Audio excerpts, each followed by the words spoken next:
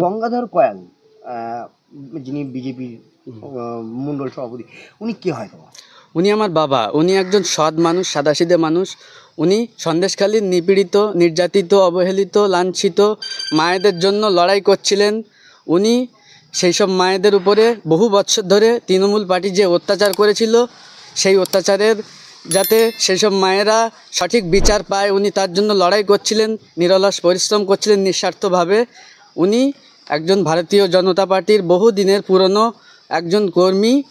এবার তৃণমূল পার্টি ষড়যন্ত্র করে ওনাকে বদনাম করার জন্য সম্পূর্ণ সাজানো একটা ভিডিও বানিয়েছে তৃণমূল পার্টির। এবার হচ্ছে ওনার আপনারা যে ভিডিওটা দেখছেন টিভির পর্দায়, এবার ওই ভিডিওটার কোনো সত্যতা নেই, ওটা পুরোপুরি এডিট করে বানানো হয়েছে। ওনার ছবির উপরে কথাগুলো বসানো হয়েছে, সাজানো গোছানো কথা, ওটা একটা মাস্টার এডিট করা হয়েছে। এবার তৃণমূলের এই ষড়যন্ত্র এবার জনসম্মুখে আনতে চাইছি। পশ্চিমবঙ্গের সমস্ত মানুষের কাছে আমার এই আর্জি, এই ষড়যন্ত্রের আপনারা সঠিক জায়গায় ভোট দিয়ে এই ষড়যন্ত্রের এই অত্যাচারী তৃণমূল পার্টিকে হটিয়ে দিন। এবার সমস্ত সন্দেশখালীর মায়েদের কাছে আমার আবেদন, আপনারা এই গুজবে কান দেবেন না। আপনারা এইসব তৃণমূলের এই পাতা ফাঁদে, এই মিথ্যা ভিডিওতে আপনারা কান দেবেন না। আপনারা আন্দোলন চালিয়ে যান, যাতে আমাদের এই নির্যাতিত নিপীড়িত মায়েরা যাতে সঠিক বিচার পায়, তৃণমূলের অত্যাচারীদের যাতে সঠিক সাজা হয়। তোমার বাবাকে কি সিবিআইতে যাবে? হ্যাঁ, উনি কলকাতায় গেছেন, উনি সিবিআই দপ্তরে গেছেন, উনি সিবিআইয়ের কাছে অভিযোগ করেছেন। যতদূর যেতে হয় আমরা যাব, উনি আবার আসবেন। উনি মাথা উঁচু করে যেমনভাবে লড়াই করেছিলেন মায়েদের জন্য, উনি আবার লড়াই করবেন। উনি সসম্মানে ফিরে এসে আবার মায়েদের পাশে দাঁড়াবেন, যেমনভাবে নিঃস্বার্থভাবে তিনি দাঁড়িয়েছিলেন। এবার কজন এসেছিল? দুজন এসেছিল। এবার সঙ্গে আবার পরে আবার এসেছিল। এবার ওরা এসে মিথ্যে ভিডিও বানিয়ে, ভিডিওয়ে আপনারা দেখবেন কথার সঙ্গে ভয়েসের কেমন একটা মিল। তারা কি পরিচয় দিয়েছে? যারা এসছে তারা পরিচয় দিয়েছে, যারা এসছে তারা বিজেপি নেতা বলে পরিচয় দিয়ে, মিথ্যে পরিচয় দিয়ে ফালতু ওনার ছবির উপরে এডিট করে, মাস্টার এডিট করে ওনার ছবির উপরে মিথ্যে কথাগুলো সাজিয়ে সাজিয়ে বলেছেন। এবার আপনারা টিভির পর্দায় যেটা দেখছেন, এই গুজবে কান দেবেন না, সত্যতা যাচাই করুন। আমার বাবা সিবিআই দপ্তরে গেছেন, উনি লড়াই করছেন, উনি হাল ছাড়বেন না, উনি সসম্মানে আবার ফিরে আসবেন। উনি মায়েদের জন্য যে লড়াইটা করছিলেন, উনি লড়াই জারি রাখবেন, মাথা উঁচু করে আবার সন্দেশখালীতে ফিরবেন। এবার অনেক নেতা বলছে, আমি শুনছি যে তৃণমূলের কাছ থেকে টাকা খেয়ে উনি মিথ্যে কথা বলছেন। এটা সম্পূর্ণ মিথ্যা। আপনারা একবার ক্যামেরাটা আমার ঘরের দিকে ঘোরান, আমার ঘরের অবস্থাটা দেখুন। এত বছর আমরা তৃণমূলের অত্যাচার সহ্য করেছি। গত পঞ্চায়েত ইলেকশানে আমার বাবাকে পুলিশের সামনে হাজার হাজার মানুষ, হাজার হাজার তৃণমূলের গুন্ডা সেখানে পুলিশের সামনে আমার বাবাকে ওখানে মারধর করে, থানার পার্শ্ববর্তী জায়গায় বাবাকে প্রচুর মারধর করে। সেখানে সেই অবস্থায় উনি সেখান থেকে আজ পর্যন্ত লড়াই চালিয়ে যাচ্ছেন। কোনো এখানে মিথ্যে দেখানো হচ্ছে ভিডিওতে, অনেকে রেসপন্স করছে, অনেক নেতা বলছে যে টাকা খেয়ে উনি মিথ্যে কথা বলছেন। এটা সম্পূর্ণ ভুল।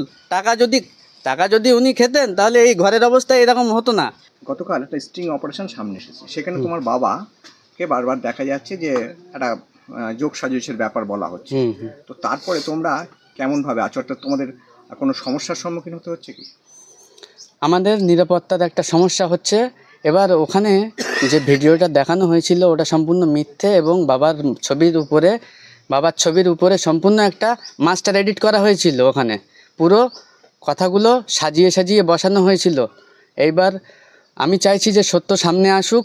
বাবা গেছে সিবিআই দপ্তরে, সিবিআইয়ের কাছে অভিযোগ করতে।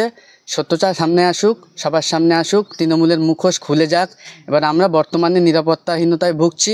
এখানে যখন তখন আবারও ষড়যন্ত্র হতে পারে, আবারও আমাদের কোনো না কোনোভাবে ক্ষতি করতে পারে। এমন হলো যে আমাদের বাড়িতে আবার কোনোভাবে ষড়যন্ত্র করে অস্ত্র রেখে গেল, সেখানে আমাদের আবার পুনরায় মিথ্যা ফাঁসি দিতে পারে।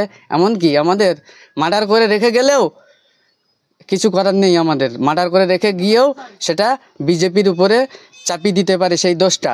ওই জন্য আমরা চাইছি যে সত্য সামনে আসুক এবং আমাদের সঠিকভাবে নিরাপত্তা দেওয়া হোক, যাতে আমার বাবা মাথা উঁচু করে আবার ফিরে আসে, আবার বাবা মাথা উঁচু করে সেইভাবে আবার আন্দোলনের সঙ্গে যোগ দেবে। উনি গেছেন সিবিআই দপ্তরে অভিযোগ করতে। এবার আমরা তবুও আশঙ্কা করছি আরও বড় ষড়যন্ত্র করার পরিকল্পনা করছে তৃণমূল।